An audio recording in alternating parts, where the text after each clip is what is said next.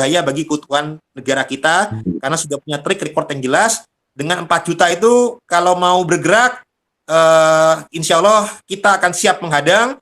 Kita siap sebagai warga Indonesia, kita punya hak untuk bela negara. Kita siap kerjasama dengan aparatur pemerintah, dengan TNI, Polri, dan institusi terkait, apakah itu BNPT kah, apakah itu Densus kah. Intinya ini harus kita waspadai bersama, bukan sekedar dihadapi oleh keluarga yang pro tesis Keimat saja, bukan hanya pro Wali Songo saja, tapi kalau sudah mengancam keutuhan NKRI, ini menjadi merupakan hak dan tanggung jawab kita semua secara bersama-sama, saudara-saudara sekalian. Mereka nampaknya sudah memiliki sikap mental untuk siap menghabisi, kan begitu. Artinya kita harus bersiap-siap juga ini. Gimana tuh Gus Nugi dan Gus Fuad mensikapi gimana persiapan kita gitulah. Kira-kira begitulah. Kalau lo pakai Gus Fuad dulu ya, Gus Fuad dulu monggo. Ya, Gus Fuad dulu. Ya karena mereka udah nantang ya, semua laskar saya instruksikan untuk menyiapkan apa saja. Siapkan barangmu, siapkan celuritmu, siapkan mandomu, siapkan apa itu, apa saja yang dibutuhkan.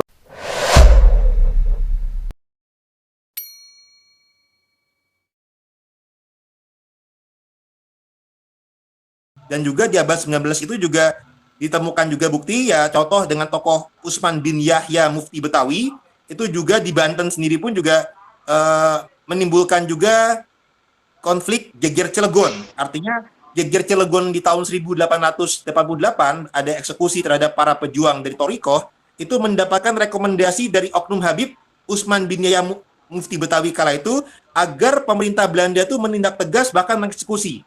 Dan dia juga mereferensikan kepada pemerintah Hindia Belanda untuk memberikan tindakan keras kepada para ulama-ulama Thorikoh. Nah, ini sehingga jelas, dan bahkan Syekh Nawawi pun yang dikenal di seantero Nusantara, baik di Banten, di Mekah, juga berani memberikan surat kritik kepada Utsman bin Yahya. Bahkan beliau juga sempat mengcounter doktrin Habib yang menyatakan berguru kepada satu Habib bodoh lebih utama daripada berguru kepada 70 ulama yang alim yang non Habib. Syekh Nawawi pun juga sempat menuliskan bahwasanya justru sebaliknya, bahwa satu ulama yang amilin itu lebih utama daripada 70 Said atau Syarif asli yang bodoh, apalagi dari Habib yang palsu nasabnya kepada Nabi. Itu sangat jauh keutamaannya bila dibandingkan. Nah, kemudian di abad 20 terjadi gerakan pemberontakan PKI oleh DN Aidit, Sofyan Barakbah, Fahrur Barakbah. Ini juga adalah ulah daripada oknum-oknum Habib Ba'alawi, Muasal Yaman. Dan ketika di Indonesia mereka gagal, ternyata mereka di negerinya sendiri, di Yaman, di tahun 1967, berhasil mendirikan satu-satunya negara komunis di Timur Tengah, yakni di Yaman Selatan.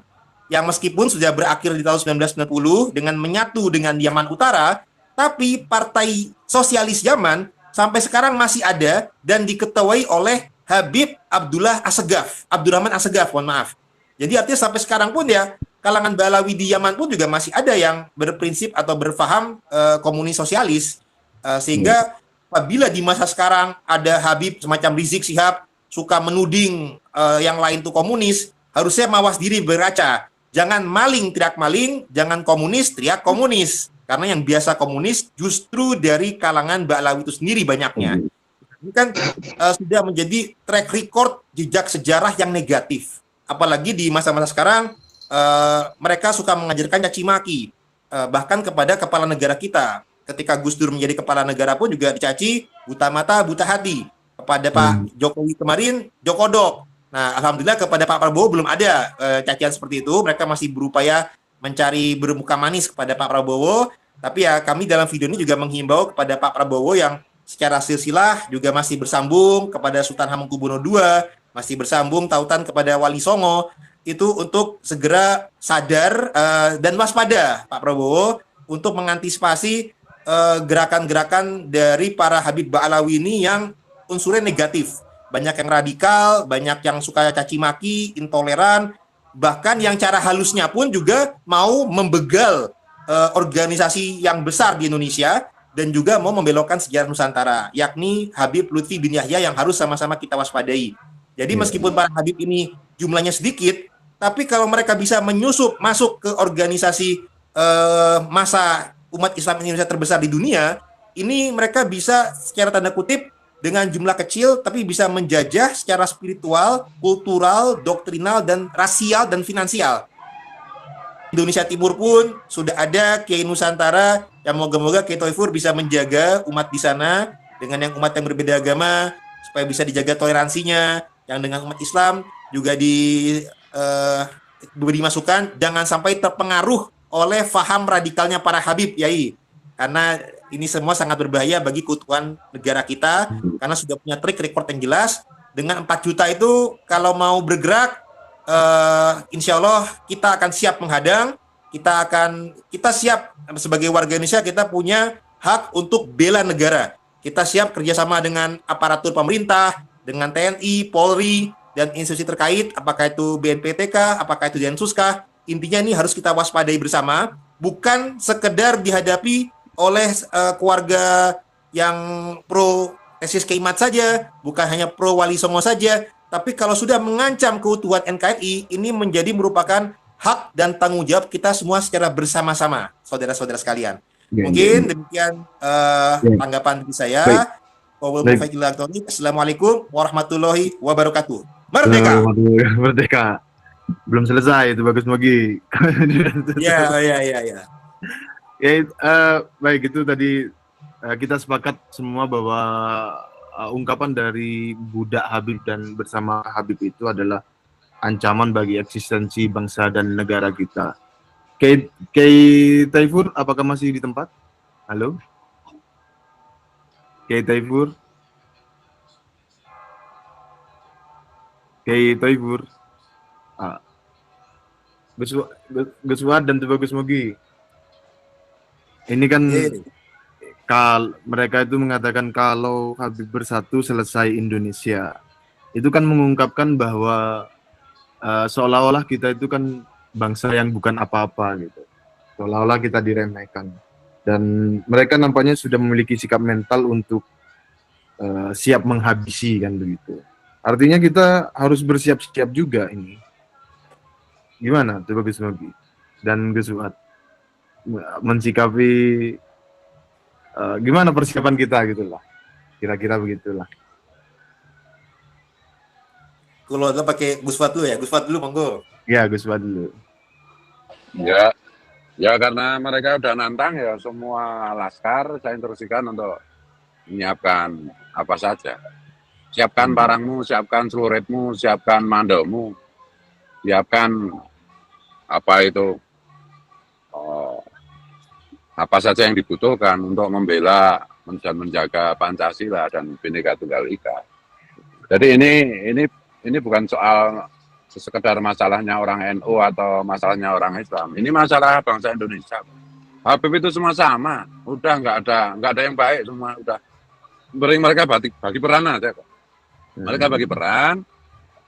Ya tujuannya itu tadi mengokupasi Indonesia. Itu yang bilang pertama kali kan Gus Ketum PBNU. Bahaya okupasi Yamani, ya kan?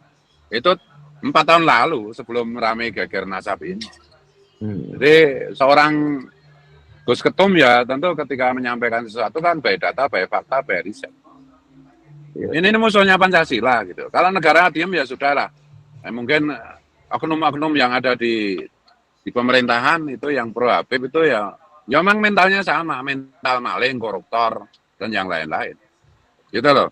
Tapi kalau saya percaya Pak Prabowo kan bukan koruptor, Pak Prabowo orang jujur. Jadi pasti pro kita.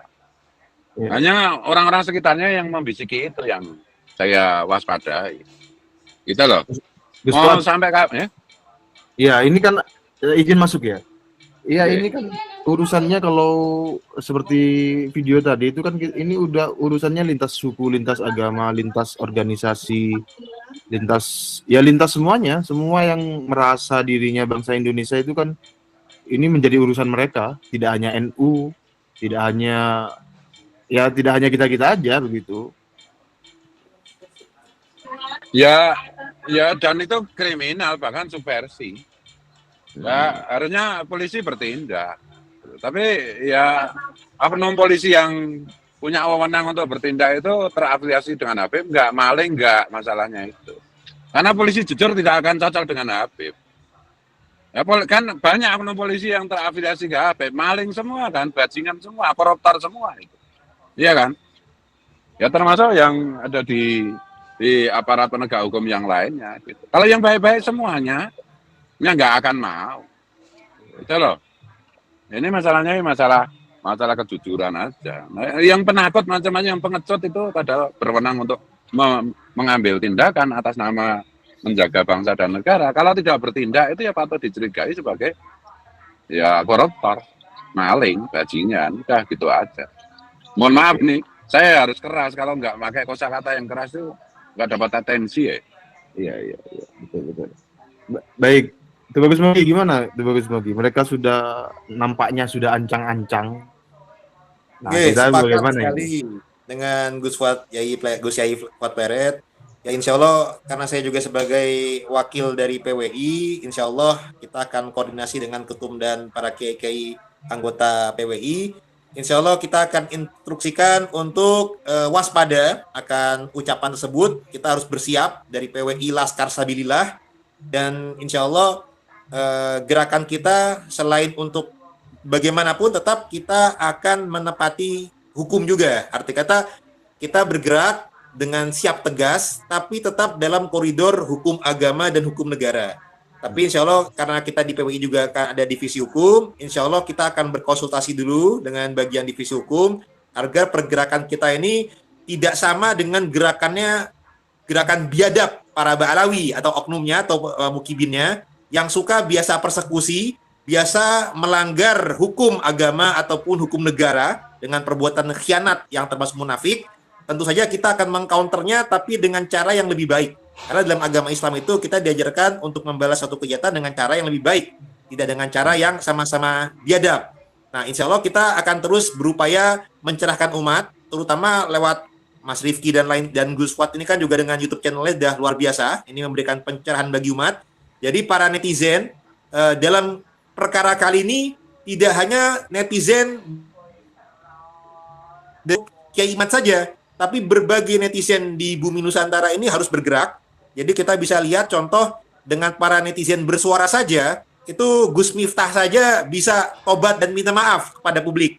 Nah, semestinya dengan adanya suara atau rekaman bocor atau apalah ini ya dari rencananya Habib sama Mukibin ini dengan gerakan 4 juta akan menyelesaikan Indonesia, ini harus menjadi perhatian bersama para netizen untuk sama-sama kita suarakan agar orang-orang ini haruslah kita berikan sanksi sosial sehingga akan ada kesadaran dan juga minta maaf kepada publik dan jangan mengulangi lagi.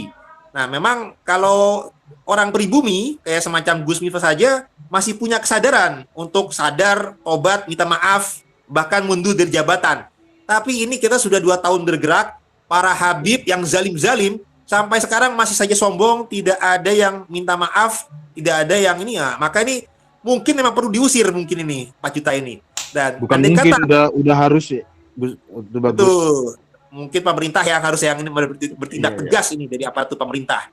Nah, andai kata tidak mau diusir, misalkan ada yang tidak mau diusir ke Yaman, tetap ingin di Indonesia, kita harus ini syaratnya ada 2. 1, jangan mengaku-ngaku sebagai cucu Nabi. Yang kedua, jangan menularkan ideologi rasis, radikal, separatis kepada umat Islam Indonesia atau penduduk Indonesia. Jadi 2 hal ini perlu ditekankan bagi para Ba'alawi. Kalau mau tetap di Indonesia ini, di negeri ini, ya kita harus toleransi, harus Bhinneka Tunggal Ika, hormat menghormati, jangan ngaku cucu Nabi, karena dengan ngaku cucu Nabi ini bisa menjadi gerakan rasis yang kemudian menzalimi, merendahkan yang lain. Yang kedua ya jangan mengajarkan hal-hal intoleran tadi, radikal, separatis dan lain sebagainya, Mas Rifki. Jangan lagi mau mendominasi masyarakat Indonesia.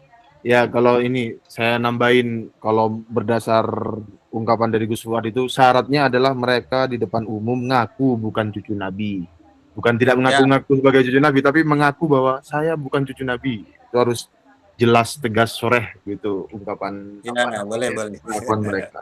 Dan harus minta maaf, masa nggak minta maaf? Betul kata Tuh Bagus Mogi, masa 2 tahun tidak ada satupun dari klan Habib Alwi yang meminta maaf terhadap pemalsuan makam, pemalsuan sejarah, cerita hurufat, doktrin-doktrin yang itu sudah terbukti sesat, dan lain sebagainya, persekusi. Tidak ada yang minta maaf. Betapa sulitnya bagi mereka mengungkapkan permintaan maaf. Baik, ini saya mau Kiai Toifur, tapi Kiai Toifur ini mungkin ada gangguan jaringan atau bagaimana, saya belum paham ini. Apakah ada lagi yang mau disampaikan dari Bagus Mogi dan Mas Fuad terkait dengan topik kita hari ini? Oh, ya.